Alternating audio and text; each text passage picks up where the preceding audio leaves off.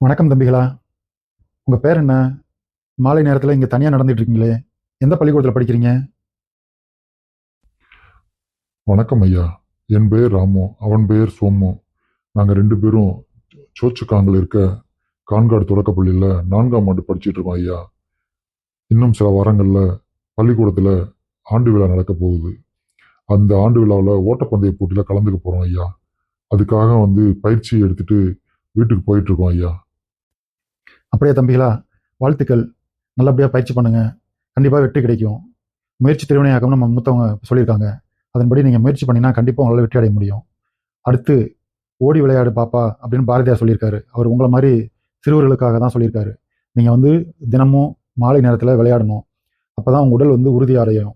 அதே நேரத்துல விளையாண்டுட்டு போயிட்டு, நீங்க மாலை நேரத்துல விளையாண்டுட்டு போயிட்டு இரவுல உட்காந்து படிச்சீங்கன்னா படிப்பு நல்லபடியா மனசுல நிற்கும். படிச்ச படிப்பு நிற்கும். தூக்கமும் நல்லா வரும்.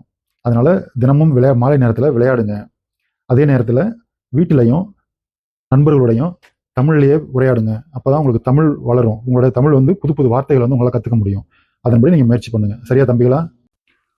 உங்களுடைய வாழ்த்துக்கு நன்றி ஐயா. கண்டிப்பா நாங்க தமிழ்லயே பேசுறோம் ஐயா. தினமும் விளையாடுறோம் ஐயா. உங்களுடைய வாழ்த்துக்களுக்கு மிக்க நன்றி ஐயா. மீண்டும் சந்திப்போம். நன்றி ஐயா. வணக்கம்.